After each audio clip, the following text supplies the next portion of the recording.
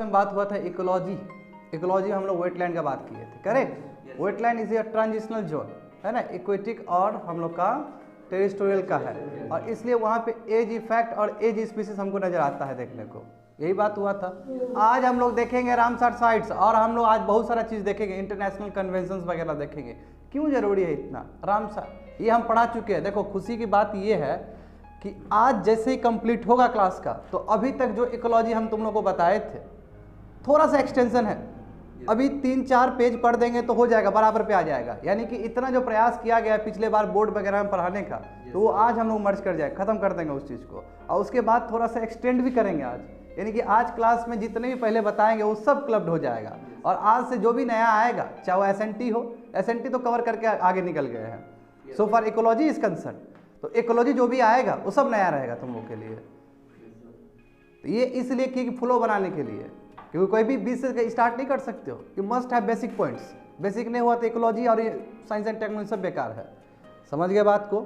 चलो, measures to protect wetland. Wetland को बचाने के लिए हमने क्या क्या प्रयास किया इंटरनेशनल लेवल पे, तो देखो ये सब जानते हो तुम लोग, क्योंकि ये बता चुके हैं हम। देखो इंटरनेशनल जो ट्रीटी है for the conservation and sustainable use of wetland, ये कब साइन हुआ था? 2 फरवरी। इसलिए 2 फरवरी को वेटलैंड दिवस मनाया जाता है ना, वेटलैंड डेज 1971 को हुआ था, ठीक है, इसलिए वर्ल्ड वेटलैंड डे कहा जाता है 2 फरवरी को। अब देखो ये जो रामसर फिलोसॉफी है, जो डॉक्ट्रिन है, इसमें वाइज यूज ऑफ वेटलैंड का बात किया गया। यस, पहले क्लास में चर्चा हो चुका है, और इंडिया भी पार्टी है, पार्टी समझ रहे हो, मेंबर है उसका, रामसर कन्वेंशन का मेंबर है। तो देखो रामसर लिखा गया 1971। रामसर जगह का नाम है ईरान का। ईरान मतलब क्या होता है जी? मिडल ईस्ट, है ना जी, मिडल ईस्ट। चलो आगे बढ़ते हैं। देखो तो वाइज यूज क्या है? तो वाइज यूज भी पहले बता चुके कि जो रामसर फिलोसॉफी है उसमें वाइज यूज मेन कॉन्सेप्ट है उसका। सो इंपॉर्टेंट कॉन्सेप्ट, इतना इंपॉर्टेंट कॉन्सेप्ट कि 2018 के मेंस में ये सवाल पूछा गया था, देख लेना तुम लोग। The wise use of wetland is defined as maintenance of the ecological order, character, achieved through understanding and creating awareness about the various ecological services provided by the wetlands and by emphasizing on the concept of sustainable development। इसमें क्या बोला जा रहा है कि wise use of wetland का मतलब होता है इकोलॉजिकल ऑर्डर को मेंटेन करना। मैंने क्या बोला था पिछले क्लास में कि हम इतना भी इकोसिस्टम को बर्बाद ना करें कि वो डिजेनरेटेड हो जाए। तो मैंने बोला था नहीं, ये चीज एक उसका कैपेसिटी होना चाहिए कि वो रीजनरेट कर ले। हमको इतना ओवर यूटिलाइजेशन भी नहीं करना चाहिए, नहीं तो फिर प्राइमरी सक्सेशन और सेकेंडरी सक्सेशन चलेगा तो बहुत समय लग जाएगा। तो जो रीजनरेटिव कैपेसिटी है वहाँ तक रखना चाहिए, अदरवाइज ओवर यूटिलाइजेशन कर देंगे तो बर्बाद हो जाएगा। तो नंबर 1 क्या है कि हम मेंटेन करें उसके इकोलॉजिकल कैरेक्टर को। फर्स्ट 1, हाँ हम मानते हैं कि जब तक हम इंटरफेयर नहीं करेंगे तब तक हमें रिसोर्सेस नहीं मिलने वाला है। ह्यूमन इंटरफेरेंस तो श्योर है, मानिए ना मानिए, ह्यूमन इंटरफेरेंस सही है। मैं ह्यूमन का इंटरफेरेंस भी इस लेवल का होना चाहिए कि वो पूरा फॉरेस्ट को ही खराब ना कर दे, इस चीज़ का ध्यान रहे। समझ गए ना? तो ह्यूमन इंटरफेरेंस रहेगा, यानी कि हमको इकोलॉजिकल कैरेक्टर को मेंटेन करना है और अंडरस्टैंडिंग और अवेयरनेस क्रिएट करना लोगों के बीच में कि हाँ वेटलैंड बहुत इंपॉर्टेंट है, फॉरेस्ट से भी ज़्यादा इंपॉर्टेंट है। फॉरेस्ट तो हमको क्या कार्बन डाइऑक्साइड ऑक्सीजन दोनों देती है, मगर ये क्या है, खाली प्लस प्लस है, इसका निगेटिव ही चीज़ नहीं है, खाली प्लस है। तो वेटलैंड सबसे बड़ा कार्बन सिंक का काम करता है, ये अवेयरनेस हमें फैलाना होगा, ठीक है। और सस्टेनेबल डेवलपमेंट भी बात होना चाहिए। वाइज यूज में सस्टेनेबल डेवलपमेंट का बात है कि ऐसे इकोसिस्टम को यूज़ किया जाए, वेटलैंड को इस तरह यूज़ किया जाए कि जो आने वाला जनरेशन भी उसको ढंग से यूज़ करे। क्यों? क्योंकि ज़रूरत है वेटलैंड का वर्ल्ड में। अब देखो वाइज यूज देयरफॉर, इसका मतलब क्या हुआ? इसका मतलब यही हुआ कि conservation and sustainable use of wetland and their resources, हमको सस्टेनेबल ढंग से वेटलैंड का यूज़ करना होगा, और जो भी वहाँ से हमें रिसोर्सेस मिलता है, फ्लोरा और फाउना, उसका ज़्यादा एक्सप्लोटेशन नहीं करना चाहिए। बात समझे? For the benefit of human kind. हम तो बोले कि इंटरफेरेंस होना ही होना है, माँ आप इस तरह इंटरफेरेंस करिए ताकि सस्टेनेबिलिटी मेंटेन रहे। होप सो समझ में आ गया होगा। आगे देखते हैं क्यों इस तरह का कन्वेंशन 1971 का रामसर कन्वेंशन क्यों इतना इंपॉर्टेंट है। तो देखो क्योंकि इसमें पहले से जानते हैं कि वेटलैंड का जो बेनिफिट है बहुत ज़्यादा है। जब बहुत ज़्यादा है तो you have to be take care, है ना, बहुत देखना होगा। क्यों? फ्रेश वाटर सप्लाई यही करता है, वेटलैंड करता है। मैंने बता दिया, प्यूरिफिकेशन ऑफ वाटर, है ना, नीचे बचाता है, सरफेस रन ऑफ से भी बचाता है उसको राइवेरियन बफर का। तो देखो फ्रेश वाटर सप्लाई करता है, बायोडाइवर्सिटी करता है, फ्लड मिटिगेशन करता है, ग्राउंड वाटर रिचार्ज करता है, क्लाइमेट चेंज मिटिगेशन करता है, सो ऑन, क्योंकि कार्बन सिंक की तरह काम कर रहा है वो। तो ऑब्वियसली सी बात है क्लाइमेट चेंज तो मिटिगेशन करेगा ही करेगा। बट दुर्भाग्य की बात है कि लगभग 65%, प्रिसाइजली 64% यदि एक सेंचुरी का हम निकाल के देखते हैं तो इतने वेटलैंड डिसअपियर हो गए लास्ट सेंचुरी में। वेरी बैड, समझे।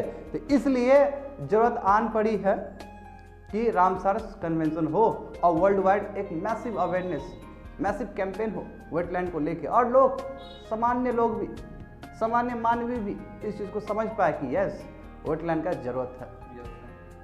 तो कन्वेंशन यूजेज अ ब्रॉड, मगर हाँ देखिए सबसे बड़ी बात है, इससे पहले हम लोग क्या बताए थे कि वेटलैंड का डेफिनेशन क्या होता है, समझते रहना है अच्छे से, आता है तो कोई बात नहीं, फिर भी समझ लेना है, ठीक है ना। जितना बार समझेंगे उतना बार दिमाग में होगा, ठीक है। हमको भी तो आता है, बताना पड़ता है ना फिर भी, है ना। और जितना बार आप पढ़िएगा ये अपॉर्चुनिटी है, जितना बार जो चीज़ रिपीट होता है उतना बार वो माइंड में बैठता है ना। तो कहने का मतलब क्या हुआ कि यहाँ पे वेटलैंड, पहले वेटलैंड का कितना कम डेफिनेशन था कि ये ट्रांजिशनल एरिया है एक्वेटिक और तुम्हारा इसके टेरिस्ट्रियल के बीच में, मगर जो रामसर जो लिया है उसका जो डेफिनेशन ब्रॉड है, पहले बताए थे बहुत ब्रॉड है, इतना ब्रॉड है कि कुछ से कुछ भी आ गया उसके अंदर, इसलिए ताकि वो इकोसिस्टम के लिए इंपॉर्टेंट है।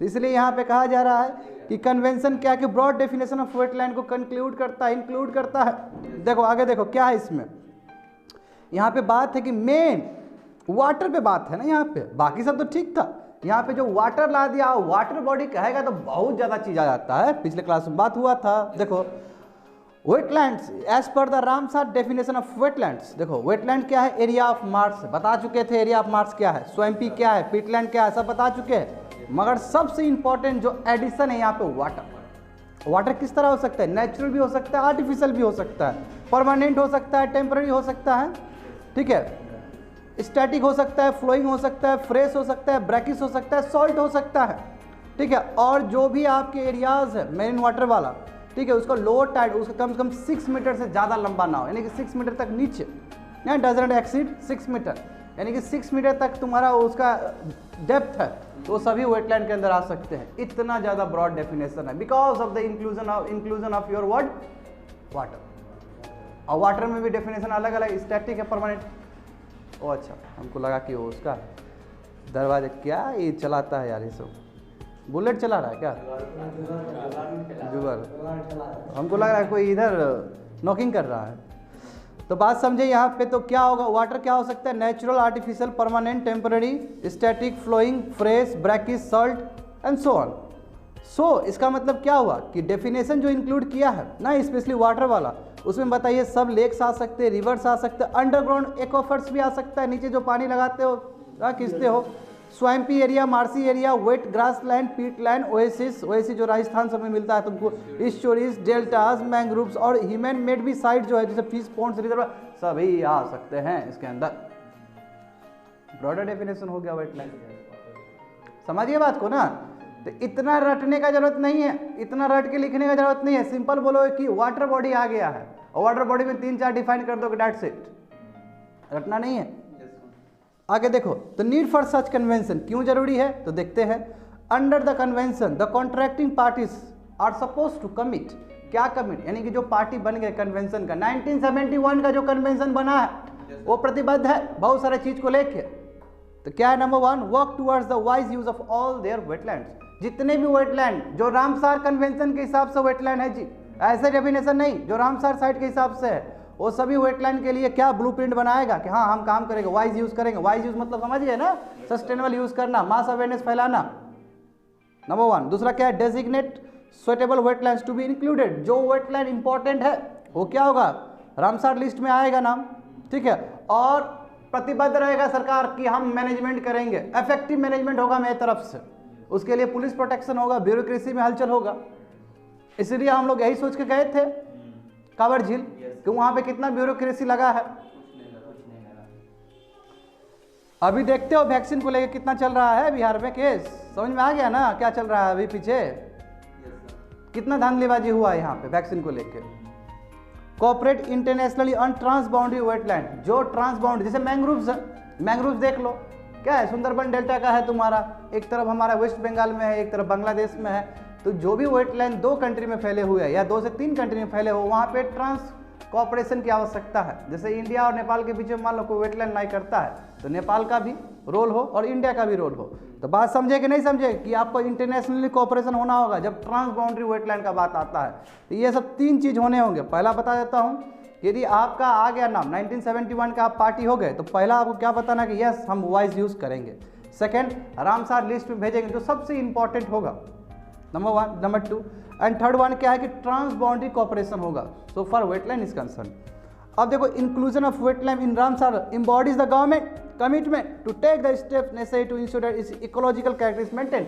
वही तो बोल रहा हूँ कि जैसे रामसार लिस्ट में आ गया तो सरकार के ऊपर ये क्या है, बाइंडिंग है कि आपको मैनेज करना होगा उस चीज़ को, अदरवाइज दिक्कत हो सकता है। यदि उसके बाद भी ठीक से मैनेज नहीं हुआ, स्थिति और खतरनाक होते गया ना, जैसे कि हम बोलते हैं उसका लोकतक लेक का, है कि नहीं है, जैसे हमारा कोलदियो नेशनल पार्क है जो भरतपुर वाइल्ड लाइफ सेंचुरी भी कहते हैं, है कि नहीं, राजस्थान वाला। तो यदि डिग्रेडेड हो गया और इतना डिग्रेडेड है कि खत्म हो सकता है वो चीज़, तो वो क्या रामसार लिस्ट के अंदर मॉन्ट्रेस रिकॉर्ड है उसके अंदर चला जाएगा। थोड़ी देर में बात करेंगे उसके ऊपर, समझ गए ना। यानी कि जो वेटलैंड जो रामसार लिस्ट में आता है वो सरकार के ऊपर कमिटमेंट देता है कि yes you have to take necessary steps in order to maintain ecological character. समझ गए। आगे देखते हैं, मॉन्ट्रेस रिकॉर्ड आ ही गया। देखो कोलदियो नेशनल पार्क जस्ट बात किया, लोकतक लेक देखो मणिपुर का है ना। अब इसके बारे में हम लोग करेंगे, तो यहाँ से देख लो, यहाँ तक सभी बात हुआ था पिछले क्लास में भी। देखो मॉन्ट्रेस रिकॉर्ड क्या है, ये रजिस्टर है वेटलैंड का, हाँ, जो कि रामसार लिस्ट में होता है, जहाँ पे इकोलॉजिकल कैरेक्टर में इतना हलचल हो गया, ठीक है, या हो सकता है, ठीक है, इसलिए इसका मेंटेनेंस बहुत जरूरी है। इकोलॉजिकल कैरेक्टर बिगड़ रहे हैं या चांसेस है बिगड़ने का, क्यों? क्योंकि वहाँ का इन्वायरमेंट कुछ ऐसा हो गया है। क्यों? ये इन्वायरमेंट क्या आर्टिफिशियली भी हो सकता है, ह्यूमन मेड भी हो सकता है। क्यों? आदमी बहुत ज़्यादा वहाँ पे कुछ कर रहा है, हंटिंग कर रहा है, पोचिंग कर रहा है, तो इस तरह से भी हो सकता है। या फिर वहाँ पे बहुत फ्लड आ रहा है, या फिर ब्रह्मपुत्र का सिल्टेशन हो रहा है, बहुत सारा चीज़ हो सकता है। तो वही कहा जा रहा है कि जो मॉन्ट्रेस रिकॉर्ड है, ये रजिस्टर है वेटलैंड का, जो कि रामसार लिस्ट का ही होगा, यानी कि रामसार लिस्ट में जो नाम होगा वही मॉन्ट्रेस रिकॉर्ड में भी होगा। बात समझे। जहाँ पे इकोलॉजिकल कैरेक्टर चेंज हो चुके हैं या होने वाले होंगे, ये क्या है, रामसार लिस्ट के हिसाब से ही मेंटेन रहता है। तो हमारे कंट्री में कौन से मॉन्ट्रेस साइट्स है हमारे भारत में?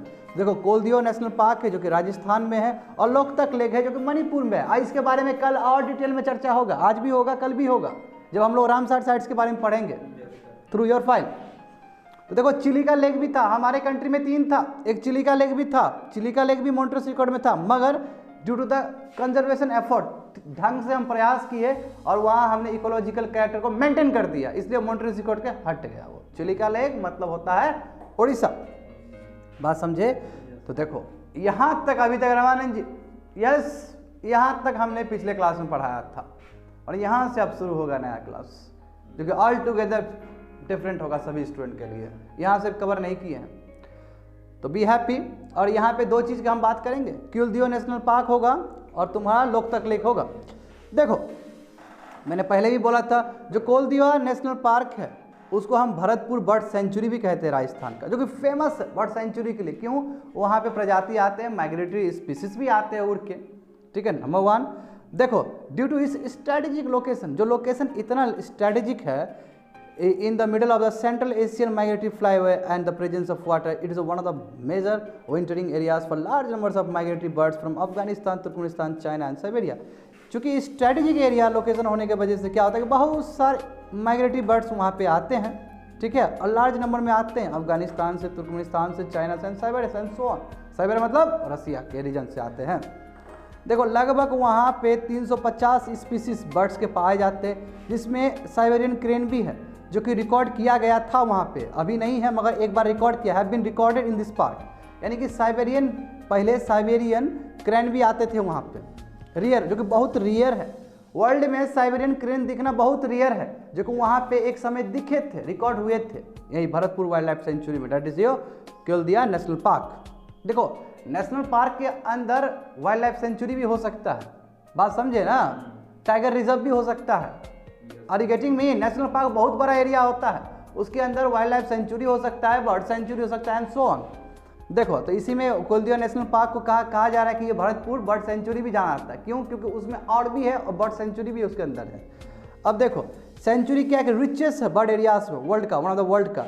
और ये क्या है कि यहाँ पे रेसिडेंट बर्ड्स रहते ही हैं, साथ साथ माइग्रेटरी बर्ड्स भी आते हैं। अभी जस्ट बताए थे साइबेरियन क्रेन आया कि नहीं आया, एक समय रिकॉर्डेड था, जो कि रेयर है, दुर्लभ है दिखना, और इसलिए यूनेस्को वर्ल्ड हेरिटेज साइट है। ये बात हो गया, बात खत्म, इंपॉर्टेंट हो गया ये अपने आप में। यूनेस्को वर्ल्ड हेरिटेज साइट है जी, इसलिए इसके बारे में इंफॉर्मेशन होना चाहिए। सिविल सर्विस में पूछा गया था ना, मेंस का लिखा दिए थे ना बोर्ड पे, याद है कि 2 आप बताइए रामसर साइट, तो ये सब यही सब चीज़ लिखना था। क्यों? क्योंकि मेंटेनेंस रिकॉर्ड में जो होगा वो रामसर लिस्ट में भी होगा। आगे देखिए कुलदीवा क्या है, मैन मेड भी है और मैन मैनेज्ड भी है। आदमी ने बनाया, आदमी ही उसको मैनेज कर रहा है उस वेटलैंड को। Wetland of Keoladeo are not natural, ये नेचुरल नहीं है, ये डिपेंडेंट है मानसून रीजन, मानसून तुम्हारा सीजन पे, और on water pump in from the outside, बाहर से वाटर पम्प करके वहाँ पे ऐसा इन्वायरमेंट बनाया गया है, नेचुरल नहीं है। Let me clear you, Keoladeo national park जो नेचुरल नहीं है, वहाँ पे बनाया गया है। एक तो मानसून के वजह से पानी वहाँ पे इकट्ठा हो जाता है, समझ गए, नंबर 1। दूसरा क्या है कि बाहर से वाटर लाके वहाँ पे पॉन्ड बनाया जाता है और आते हैं माइग्रेटरी स्पीसीज और नेटिव स्पीसीज भी वहाँ पे आते हैं। देखो पार्क के अंदर क्या क्या है, ड्राई ग्रासलैंड्स है, वुडलैंड्स है और स्वैम्प्स है, दिस डाइवर्स हैबिटेट्स, और यही अलग अलग डाइवर्स हैबिटेट्स होने की वजह से, अलग अलग होम होने की वजह से, अलग अलग एड्रेस होने की वजह से बहुत ज़्यादा स्पीसीज वहाँ पे पाए जाते हैं। लगभग 366 बर्ड स्पीसीज वहाँ पे पाए जाते हैं। होप सो समझ में आ गया होगा। अब बात करते हैं दूसरा माउंटेन साइट्स का, लोकतक लेक, सो इंपॉर्टेंट। किसका था जी प्रेजेंटेशन में? किसी का मणिपुर था, तुम लोग का किसी का, तुम्हारा था, तो रिलेट कर सकते हो, मैंने प्रेजेंटेशन करवाया है ऐसा क्लास में, तो देखो वहाँ से रिलेटेड हो जाएगा। देखो लोकतक क्या है कि लार्जेस्ट फ्रेश वाटर लेक है नॉर्थ ईस्ट इंडिया का, नंबर 1। नंबर 2 देखो यहाँ पे फुमदिस है जी। फुमदिस का मतलब क्या होता है? फुमदिस मतलब फ्लोटिंग आइलैंड, जो आइलैंड है वो फ्लोट कर रहा है। अभी मैं बताऊंगा फ्लोटिंग आइलैंड का मतलब क्या होता है, यानी कि पानी में तैर रहा है, ठीक है, ये नीचे भी चला जाता है फिर ऊपर भी आ जाता है। मैं ये डिस्टर्बेंस हो गया है, नीचे जाने वाला और ऊपर आने वाला में डिस्टर्बेंस हो गया, कैसे हुआ तो बात करेंगे थोड़ी देर में। और ये एक्सक्लूसिव है लोकतक लेक का, यानी कि फुमदिस मात्र कहाँ पाए जाते हैं? लोकतक लेक में ही पाए जाते हैं, बाकी किसी दुनिया में नहीं पाया जाता है फुमदिस। तो वही कहा जा रहा है कि लोकतक लेक का खासियत क्या है कि इसमें यूनिक अनोखा फुमदिस है। फुमदिस क्या है? फ्लोटिंग आइलैंड्स है, टुकड़ी टुकड़ी टुकड़ी टुकड़ी टुकड़ी होगा। अभी डायग्राम देख सकते हो, नीचे देख लो डायग्राम, वहाँ पे देख लो, नीचे जाओ, देखो वहाँ पे वो घर बना हुआ है छोटा 2 ठो वाला, देख रहे हो? ये लेक हो गया, लेक मतलब पानी हो गया। देखो आइलैंड लग रहा है ना, वो जहाँ पे घर है 2 दिख रहा है ना तुमको, बीच वाला, मिडल वाला, सॉरी फर्स्ट वाला, हाँ दिख गया। तो चलो ऊपर, चलो ऊपर देखो, इसमें यूनिक फुमदिस है। फुमदिस क्या है? फ्लोटिंग आइलैंड्स है जो कि मात्र लोकतक लेक में पाए जाते हैं। They cover a substantial part of the lake, Loktak lake का बहुत बड़ा एरिया कवर्ड है बाय फुमदिस, समझे ना, बाय फुमदिस। ये क्या है? By the masses of vegetation, vegetation है वहाँ पे। देखो नीचे जाकर डायग्राम देख लो, है कि नहीं? ग्रीन कलर का वेजिटेशन दिखा कि नहीं दिखा सभी को? वहाँ पे वेजिटेशन है, सोयल है, ऑर्गेनिक मैटर है। क्यों ना हो ऑर्गेनिक मैटर? हाँ क्यों ना हो ऑर्गेनिक मैटर? सबसे बड़ा सवाल है, ऑर्गेनिक मैटर रहेगा ही रहेगा बिकॉज ऑफ देयर सोइल। जहाँ वहाँ पे सोइल जैसा है तो ऑर्गेनिक क्या होगा? वो कंपाइल होगा ही, वहाँ पे अकुमुलेट होगा ही होगा, इसलिए पीटलैंड बन जाते हैं। और गेटिंग मीट एक एक चीज़ होना चाहिए in different stages of decay, अलग अलग तरीके से डिके हो। क्यों? अरे बहुत दिन से डिपॉजिट है वहाँ पे। The largest phumdi in the south eastern part of the lake covering an area of 40 kilometre. This constitute, आप देखो, आप तुमको समझ में आया कि केबुल लमजाओ नेशनल पार्क क्या होता है। अब बात समझो, कितना बढ़िया बोला है, जो लार्जेस्ट फुमदी है। आप पहले समझना होगा कि लोकतक लेक में फुमदिस पाए जाते हैं। अब अंतर क्या है? गधा लोग को, कितना लोग को लगता है कि लोकतक लेक ही तुम्हारा क्या है कि केबुल लमजाओ नेशनल पार्क, ऐसा नहीं है। आपको देखना पड़ेगा, आपको समझना पड़ेगा, डिफरेंट है ये सभी चीज। लोकतक लेक के अंदर फुमदिस पाए जाते हैं, समझे ना। और जो सबसे बड़ा फुमदिस होता है वहां पे नेशनल पार्क है, उस नेशनल पार्क कहा जाता है केबुल लमजाओ नेशनल पार्क, समझे। तो वहां पे क्या लिखा गया? जो लार्जेस्ट फुमदी है south eastern part of the lake, उस लेक की जो साउथ ईस्टर्न पार्ट हो गया। साउथ ईस्टर्न पार्ट का मतलब क्या होता है?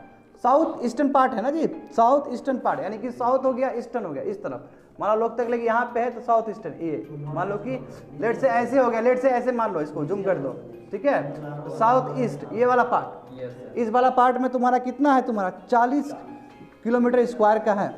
और this constitute the world only floating national park. ये लाइन इंपॉर्टेंट, इसलिए हम बोलते थे ना, उस दिन बोले थे ना तुम लोग को, यस तुम्हारे प्रेजेंटेशन में भी हम बोले थे उससे पहले कि वर्ल्ड का यही मात्र एक नेशनल पार्क है जो कि क्या फ्लोटिंग है, हाँ जो फ्लोटिंग है, केवल लमझाओ नेशनल पार्क कहते हैं इसको। तो देखो Keibul Lamjao national park is a national park in the state of Manipur, Manipur का ये नेशनल पार्क है, ये तुम्हारा बता चुके हैं 40 किलोमीटर एरिया है इसका। It is the only floating park in the world, it is a part of Loktak lake. समझ गए कैसे हुआ। और देखो पार्क क्या है, क्यों इंपॉर्टेंट है, क्योंकि यहाँ पे जो इंडेंजर्ड स्पीसीज है डियर है, संगाई, संगाई क्या है नेशनल वहाँ का स्टेट वो एनिमल है संगाई, जो किस तरह दिखता है, डियर का तरह दिखता है। समझ गए ना, ये national park for the protection for the conservation of your Sangai species, so important. और संगाई वहाँ पे फेस्टिवल भी होता है, बहुत बड़ा फेस्टिवल होता है वहाँ पे। देखो समझ गए ना, होप सो सब समझ में आ गया होगा। तो यानी कि हमने 2 पढ़ने का प्रयास किया, जो मॉन्ट्रियस रिकॉर्ड में केवल जो नेशनल पार्क है तुम्हारा, ठीक है, और कोलदिया नेशनल पार्क है वो देखने का प्रयास किया, क्योंकि दोनों ही मॉन्ट्रियस रिकॉर्ड में है। फुमदी कैसे अलग है, डिफरेंट है, आई होप सो समझ में आ गया होगा। अब all together new topic, that is a wetland international. Wetland international क्या है, ये भी जरूर जाहिर सी बात है, ये भी काम करेगा वेटलैंड को लेके। तो देखो wetland international is a global NGO, ये नॉन गवर्नमेंटल ऑर्गेनाइजेशन है, समझे, जो कि वर्क करता है किसके प्रति, in order to have sustain and restore wetland and their resources. बिल्कुल वही जो रामसर कन्वेंशन का जो तौर तरीका है, बिल्कुल उसी के कॉन्सोनेंस में आपका ये भी क्या वेटलैंड इंटरनेशनल है, और बहुत कोऑपरेट करते हैं और प्रेशर ग्रुप की तरह भी एक्ट करते हैं, ये समझना जरूरी है। ये क्या है, इंडिपेंडेंट है, नॉन फॉर प्रॉफिट ऑर्गेनाइजेशन है, supported by the government and businesses from around the world, यानी कि गवर्नमेंट का भी फंड इसमें लगता है, सपोर्ट करता है गवर्नमेंट सब भी। Wetland international work ranges from, क्या क्या काम है, यानी कि वेटलैंड इंटरनेशनल का क्या क्या काम है, तो इसका रिसर्च करना, एडवोकेसी करना, यस आपको बचाना होगा, इस तरह का बात करना, ठीक है, सरकार के साथ हर समय इंगेज करना, कोऑपरेट करना, international policy, flora and convention, यानी किस तरह का कन्वेंशन होना चाहिए वेटलैंड को बचाने के लिए, क्या क्या प्रयास किया जा रहा है, किस किस कंट्री प्रयास कर रहे हैं, क्या होना चाहिए क्या नहीं होना चाहिए, ये सभी चीज़ के विषय में प्रोग्राम और पॉलिसी में अपना रचना, अपना अहम भूमिका अदा कर रहे हैं वेटलैंड इंटरनेशनल। यानी कि पूरी तरीके से 1971 का जो रामसर कन्वेंशन है उसको और बल देने के लिए, उसको और डायरेक्शन देने के लिए ये काम आता है वेटलैंड इंटरनेशनल। तुम्हारा ध्यान कहाँ है गधा, देखो इधर, national plan for conservation of aquatic ecosystem. देखो ये नया चीज़ है, देखो ये हमारा कब लॉन्च किया गया था, देखो यहाँ पे ये इंडिया के बारे में बात है कि हमने NPCA यानी कि national plan for conservation of aquatic ecosystem हमने 2013 में हमने लॉन्च किया था, और उस समय हमने मर्ज कर दिया था 2 प्रोग्राम को, जो 2 हमारा जो एग्जिस्टिंग प्रोग्राम था उसको मर्ज करके एक प्रोग्राम बनाया है, that is a NPCA national plan for conservation of aquatic ecosystem. और क्या क्या हमारे पास 2 प्रोग्राम था पहले, तो पहले का प्रोग्राम का नाम है national lake conservation plan, that is NLCP, और दूसरा क्या है NWCP, that is a national wetland conserving program, और उसको कन्वर्ट करके हमने इंटीग्रेटेड एक प्रोग्राम बना दिया, that is NPCA। Hope so समझ में आ गया। ये सेंट्रली स्पॉन्सर्ड है, कोई पूछ रहा था उस दिन सेंट्रली स्पॉन्सर्ड, तो देख लो यहाँ पे इसमें सेंट्रल और स्टेट गवर्नमेंट का फंड क्या होगा, 70-30 होगा, और नॉर्थ ईस्टर्न स्टेट के लिए 90-10 होगा। समझ रहे हैं, फंड है, फंड का मैकेनिज्म होता है, सेंट्रली स्पॉन्सर्ड स्कीम का मतलब ही ये होता है। हाँ, सेंट्रल सेक्टर क्या होता है, जिसमें पूरा राशि देता है। मेन ऑब्जेक्टिव क्या है इस स्कीम का, कि होलिस्टिक कंजर्वेशन हो, रिस्टोरेशन हो लेक का, है ना, वेटलैंड का, ताकि वाटर क्वालिटी इंक्रीज हो सके, एनहांस हो सके। कितना गंदा है वाटर क्वालिटी। हाँ, हम बात करते हैं जल जीवन मिशन का, जब तक वेटलैंड आप ठीक से नहीं करोगे तो कैसे जल जीवन मिशन होगा। यस, आपको प्यूरिफाई करने होंगे, और वेटलैंड सबसे बेस्ट माध्यम है। यदि हम वेटलैंड को प्रिजर्व करते हैं तो हमारा ग्राउंड वाटर ठीक हो जाएगा, ग्राउंड वाटर ठीक हो जाएगा तो हम आराम से पानी दे पाएंगे। यस, हमारे पास तो वाटर है। सबसे बड़ी बात है कि हमारे कंट्री में जो मानसून का पानी जो बर्बाद हो जाता है उसके ऊपर कोई कंक्रीट स्टेप नहीं है, बस ऑन द पेपर काम चलता है। That's a very bad thing. ठीक है, देखो तो क्या है कि मेन ऑब्जेक्टिव इस स्कीम का क्या है, कौन सा स्कीम, NPCA, जो कि 2013 में आया था, कि होलिस्टिक कंजर्वेशन होना चाहिए, रिस्टोरेशन होना चाहिए लेक्स का, वेटलैंड का, ठीक है, ताकि क्या कर सके, वाटर क्वालिटी इन्हेंस हो सके, ठीक है, बायोडाइवर्सिटी बढ़ सके, इंप्रूव हो सके, और जो भी इकोसिस्टम में जो भी चीज़ कंजर्वेशन एफर्ट जरूरत है वो भी पूरा हो सके। अब देखो लास्ट वन, तो इसमें और क्या कि 2019 में क्या किया गया, तो गवर्नमेंट ने प्रयास किया 130 वेटलैंड को प्रायोरिटी रिस्टोरेशन के लिए, हाँ हम 5 साल तक इसको रिस्टोर करेंगे इस वेटलैंड को, क्योंकि ये अहम है कंट्री के लिए। तो देखो ये सभी प्रोग्राम और पॉलिसी है, बच्चे लोग बढ़िया से पढ़ना, सिविल सर्विस कभी भी पूछ सकता है ये चीज़। यस, इकोलॉजी है, इन्वायरमेंट है, पूछेगा ही पूछेगा घुमा फिरा के। यदि नहीं पूछता है तो कोई दूसरा क्वेश्चन पूछता है, उसको घुमा के लिख सकते हो वहाँ पे। Yes, we have a national plan for conservation of aquatic ecosystem, वो 2013 में किया गया था, उसको फिर से 2019 में लाया गया, उसको और मॉडिफाई करने का प्रयास किया गया, जहाँ पे हमने 130 वेटलैंड को आइडेंटिफाई किया कि 5 साल तक इसको फिर से हम कंजर्व करेंगे, उसको मेंटेन करेंगे। देखो, and ask state to submit the respective integrated management plan. State को बोला कि आपका क्या है, आपका प्लान ऑफ एक्शन क्या है, आपका ब्लूप्रिंट क्या है, सबमिट करिए। 2019 का घटना ही है। Each of this wetland will be restored, और जितने भी वेटलैंड्स सभी को रिस्टोर किए जाएंगे इस प्रोग्राम के अंदर। अपार्ट फ्रॉम दिस, इसके छोड़ के और भी सरकार क्या प्रयास करेगी। देखो कॉन्सेप्ट सरकार क्या है, एक कॉन्सेप्ट लेके आ रही है, wetland health card. Wetland health card भी लाएगी, ठीक है ना, ताकि क्या होगा, इससे इंटायर इकोसिस्टम मॉनिटर किया जा सकता है और बहुत सारे मल्टीपल पैरामीटर्स में, जैसे डाइवर्सिटी कितना लॉस हो रहा है यहाँ पे, या फिर डाइवर्सिटी कितना बेहतरीन हो रहा है यहाँ पे, लोग किस तरह डिपेंडेंट है यहाँ पे, यहाँ का वाटर टेबल का क्या स्थिति है, सभी चीज़ पैरामीटर्स। तो वहीं बोला जा रहा है कि वेटलैंड हेल्थ कार्ड भी बनेंगे, ताकि वेटलैंड का क्या स्थिति है उस चीज़ को जानने के लिए, ठीक है। बहुत सारे पैरामीटर्स हो गए in order to increase community engagement, क्योंकि बिना कम्युनिटी इंगेजमेंट का हम कुछ कर ही नहीं सकते हैं, क्योंकि सबसे बेस्ट होता है कि कम्युनिटी इंगेजमेंट। क्यों, कम्युनिटी को वहीं पे रहना है, तो कम्युनिटी देखो कभी भी नहीं करता। जैसे तुम देख लो, पूरा हिस्ट्री खोल के देख लो, पूरा इन्वायरमेंट खोल के देख लो, ये यहाँ पे है ना, चिपको मूवमेंट हुआ था, पिचो मूवमेंट हुआ था, क्या है वो सब कंजर्वेशन है। क्यों, लोकल आदमी को ही फायदा होता है ना, तो हमको कम्युनिटी को इंगेज करना ही होगा वेटलैंड के लिए। तो वही कहा जा रहा है कि हमको कम्युनिटी इंगेजमेंट करना होगा। And government declare to form wetland Mitras, wetland Mitras भी करेंगे। जैसे स्वच्छाग्रही किया गया था कि नहीं किया गया था, हाँ, स्वच्छ भारत अभियान को करने के लिए स्वच्छाग्रही आए थे, तो उसी तरह यहाँ पे वेटलैंड मित्रास भी होगा। जो जितने भी आइडेंटिफाई किए गए हैं 130 वेटलैंड, उसको ठीक से देखेंगे। तो ये सभी लेबर फोर्स होंगे, वर्क होंगे, है ना, वर्कर्स होंगे जो काम करेंगे for the conservation of wetland. कैसे, by awareness, by promoting awareness across the country, especially 130 identified wetlands में, ताकि वेटलैंड बचेगा तभी बहुत कुछ हो पाएगा। That's it for today's class.